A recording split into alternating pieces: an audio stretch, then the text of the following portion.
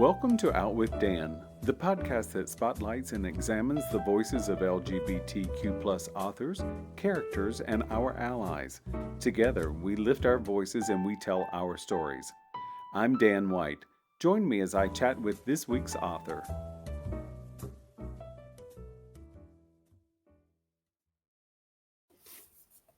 Hello and welcome back to Out with Dan. Today I'm excited to talk to Deborah Ledford about Havoc. Welcome, Deborah. Hello, Dan. It's so good to see you. I'm so excited. Yes, me too. So a little history. Deb is an Agatha Award winner, a two-time Anthony finalist, and a Hillerman Sky Award nominee. And this book, Havoc, is the second in a series of the Ava Lightning Dance Duron series. Is that right? Yep. Mm-hmm. Fantastic. It's a delicious book, Deb. Will you give the audience an overview of what it's about? Sure. So Ava in book one in Redemption, I have right here, hand behind my shoulder. Redemption, it started out where she was a county sheriff. So she was a sheriff's deputy. So she in Taos, takes place in Taos, in the Taos Pueblo in northern New Mexico. So she was in book one the conduit pretty much between her people. So she's Taos Pueblo, full blood, and then to the county itself. So whenever there was an incident that involved a native from her tribe, perhaps she would kind of be the bridge to keep the peace, make the peace, do whatever it took to calm things down. Now in Havoc, she becomes a Taos Pueblo tribal officer. So now she's fully enmeshed. She's back with the tribe fully. They've welcomed her with open arms because she helped to close a very troubling case for Redemption. Now, you don't have to read Redemption. Havoc can be a standalone on its own. If you read Redemption, you'll learn more about Ava and her crew and kind of, you'd be able to follow the steps a little as far as evolution goes of character, but you don't have to. It's a standalone. So this one, it definitely is a standalone because I have not read Redemption yet, but I will say that Havoc, I didn't need to have read something else to get exactly what the story's about. Okay, good. Right. Yeah. And Havoc, real world situations for both books, real world situations, but for Havoc, it's, most troubling right now are the ghost guns and 3D printed guns. So we really delve into that heavily for this book. So I did a little bit of a dive on that, and I felt like I needed to be careful because I do understand they're illegal, and you don't want to be searching, you don't want to go down too many rabbit holes looking for something. Right. So I will say that I sort of understood a little bit, but will you give the audience an idea of what a ghost gun is? Sure, and there are different types of quote unquote ghost guns. What I delve into with Havoc is 3D, the frames, the 3D printed are being 3D printed. So the frames of the Glocks that they look identical. It is terrifying how identical they look. They're lighter, of course. And then through the internet and certain, I'm not going to say who, but I'm sure that people know the other elements to essentially assemble and make the gun fireable. Those are kind of what they're calling for the ghost guns are the untraceable parts in order to assemble the gun to make it an actual weapon of destruction. Well, and I sort of shivered as you were given a description of it, Deb, because it's a lethal illegal lethal weapon that can kill people, and there's already enough gun proliferation in this world, in my estimation, and I'm not anti-guns. No. I am pro better legislation for sure, But I look and I have a healthy respect for the police as well, and I think to myself, here they already have enough of an uphill battle with guns that are legally made, and Right. now you've got these things that are illegally made, and it's So true. frightening. It is. It's terrifying. It really, really is. So, so yeah, and it kind of goes into that is that, and also who is manufacturing them is not someone that you would ever assume would do such a thing. Yep. And also who is then distributing beyond that. It's like once it's Well, out, and it's out. it had a break. Well, it had a big Breaking Bad type of element to it. Mm, It's right. oftentimes, gosh, I'm not the nicest person. So I know during the real estate bubble burst, people were like, oh my gosh, B of A and Wells Fargo. And I'm like, but that's not who are writing the loans. It's your neighbors that are writing the loans. So it's easy to blame somebody far off. But when Right. it's locally done, you have to Hmm. realize that someone has to be responsible. Right. And it isn't Yeah. it's not some inanimate object of a corporation doing it. This is your neighbor. Right. And it's Hopefully just not too the, many. I know, right? And it's just the Wild West. I mean, everybody seems to have a 3D printer now, and it's like, oh, what can I print now? It's like, oh, I'm gonna print a gun, see what it looks like. So, I, so yeah, it is troublesome, and that's why I wrote it. It's just like kind of I thought that would be a very interesting law enforcement opportunity to investigate for what's going on. Totally And I agree. And it was very interesting for me. As I said earlier, I don't really have much of a knowledge about it. I've got a little bit better knowledge because of Havoc and also from, looking at a few things on YouTube. And it's right. and truthfully, I'd rather just wear my rose-colored glasses and be naive over in the corner, but that's not a good way to live your life. So why Taos? Why that region? Um, There are many native tribes in this oh country. yes, there Why are. why Taos? So my first series, the Smoky Mountain Inquest series, takes place in Western North Carolina, in the Great Smoky Mountains. We've talked about that before, and Mhm. and she, that lead character Enola Walela, is Eastern Band Cherokee, which is my mother's people are. So that region was picked, and then for book two, Snare, I needed to find another tribe because I wanted that kind of different dichotomy, and I knew that I didn't want to do Navajo, pick it, or any tribe from Arizona, my home state. And I thought, well, let's go over and see what's happening in New Mexico.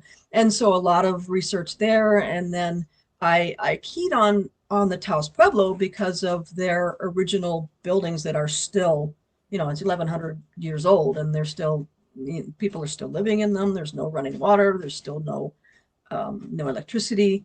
So I thought that was really fascinating. So I was able to go there and meet contacts, and this was back in 2006, I think, was my first trip. Okay. And then when this opportunity came to be to write a new series, it was like, well, I know I can't do Eastern Band Cherokee, so I thought, well, let's see if they'll go for the Taos Pueblo again, because it was only part of the book was set there. So, and I already had, and it was such a tight, Dan, it was such a tight deadline. It was like, I got to do it this way. If you want the book by then, we got to do, We got to get a move on it. someplace I already know. And thankfully I remained in contact with my friends there, and, they were cool with me, because of Snare. So I just stayed with that, thankfully.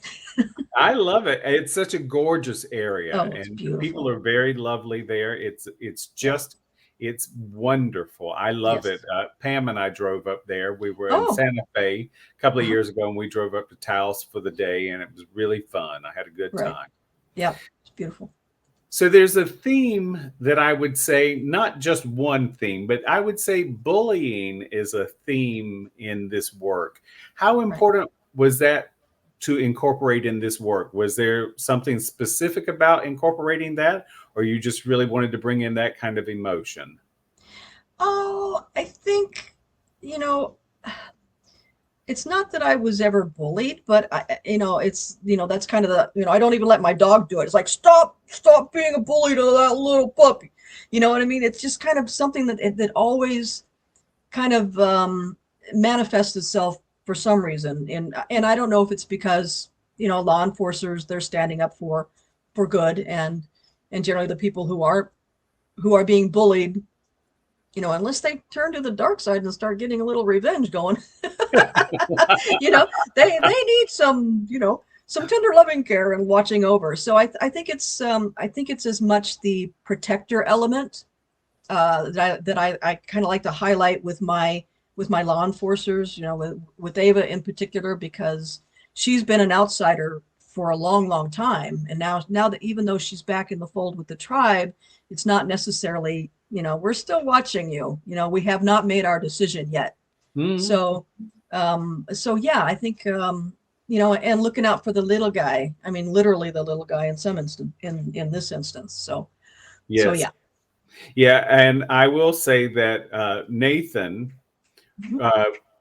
his story resonated with me, and I'll tell you why. A friend of mine was a teacher in Miami, and he taught music, and he had high school kids, and he walked by a kid's desk one day and happened to look down at his book bag, and inside was a weapon. And the kid only brought it to scare away the people who were bullying him. But of course, because he brought a weapon to school, he was the one that was expelled. But what I thought was, if you've been bullied in life, and I don't think there's a human being on earth that hasn't at some point seen bullying, whether it was directed specifically at them or not. But, sometimes what happens in anybody's mind is, how can I get even? Or how can I, instead of my ship being tilted, how can I get my ship back upright? It may not be looking for retribution, but it might just be looking for protection. Right. And when you talk about weapons and guns, and then trying to protect yourself, there's that real fine line on who steps on which side. Absolutely. And I love psychological thrillers because I can delve into the darkness of, the antagonist's mind and the villain. And to me, I love to create. I like, my thing is to create characters readers love to hate, for the villains, it's like, that's my thing. So, got to humanize them because they believe what they're doing is right, completely the narcissistic, sociopathic, sometimes psychopathic that's right, elements that's right. to their, what makes them tick. So I love to do that. And in order to really be able to do that, it's not only doing the research, but also finding where I can provide a little empathy. That's right. And, as I've said, and plenty of authors have said on my podcast, every antagonist is a hero in their own story. Absolutely. They don't see what they're doing as being wrong. They're often the justice of the world in their mind. We're helping. Yes. But I will say that your main bad guy, Optum, I love the fact that he loves money. Yes. You put that right out on the table, and it fits because money and women, and that's what keeps him motivated. Yes, and absolutely. it was very real, Deb. I love. Okay, good. Great. I mean, look, we all have to have money to be able to eat and survive. But when, money becomes what you're passionate about, life changes a little differently. Yes, it does. Priorities shift a little. They do shift a little. They do. And you've done a nice job in keeping Ava, what I might say is desirable and sexy. Oh, we have both her current beau and her ex. And I love that little bit of friction there was a lot of fun to read. Okay, good. And how much fun did you have with the twins? Oh, I love the twins so much. Oh my gosh. My editor, Liz Pearsons, hi, if you're watching, at Thomas and Mercer, she said, I wanted for redemption. It did not start the way I had it, introducing Ava. And she said, I really think it would be great if she was already solving something. She was already enmeshed in a crime, so forth. It was like, well, okay, what can I do here? And then the twins came to me. And of course they weren't twins to begin with. It was just one person. But then I thought, well, wouldn't that be interesting if it was kind of a mirror image sort of a situation where they're going back and forth and they're agreeing, but they're not. So that I think it worked out great. I love to write them. I love it. I like them because they give us a bit of comic relief, and I think Yes. in the best of thrillers, Yes. occasionally you need a little bit of frivolity and a little Yep. silliness because it is real life.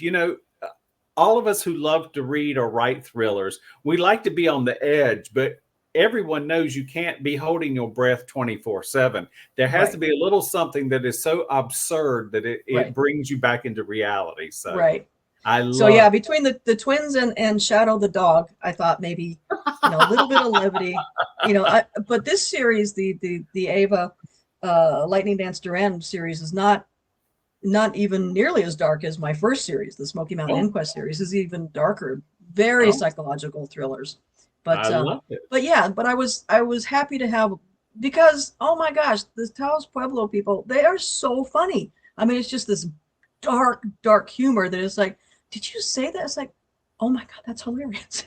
Right. It's that kind of, it takes a beat and then it's like, oh, that's clever. That was out loud. I think a lot of my friends would say the same thing. They scratch their head and say, "Oh Lord, did he really say that again?" Did you say that out loud? Right. Some of us don't learn, Deb. I can't help it. So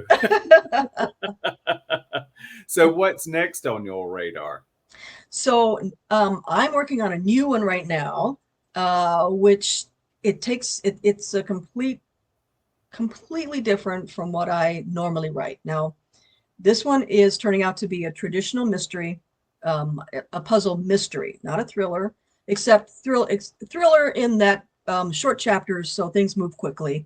And it's, again, I never do more than 3 days time. So it is a quick read. It's a quick pace, let's say. And it takes place in Oregon, and it involves a clandestine winery and stolen water rights on a reservation. Hmm. So again, I think it's timely. I think it will be timely and interesting, I hope. So this character is part Calapai and part white. So again, it's on the outs. She hasn't been back to the reservation for a number of years, and she returns because she finds out that her mother has died, and it turns out to be all, very suspicious death.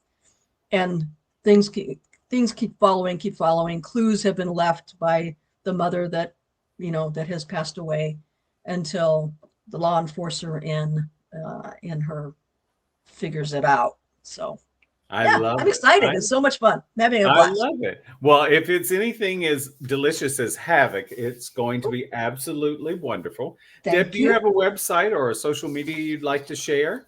I do. So my website is deborahjledford.com, and that's all spelled out.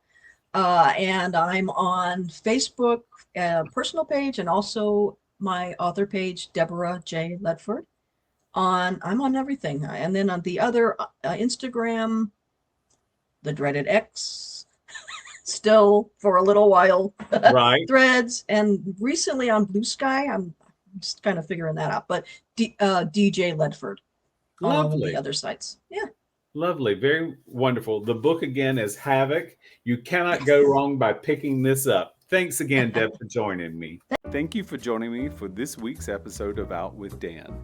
You can find more information about this podcast and its host at outwithdan.com, on Twitter at OutWithDan, and on Instagram and Facebook at Go Out with Dan. This podcast is hosted by Authors on the Air Global Radio Network, and the theme music is provided by bensound.com. Join us again soon for the next episode of Out with Dan.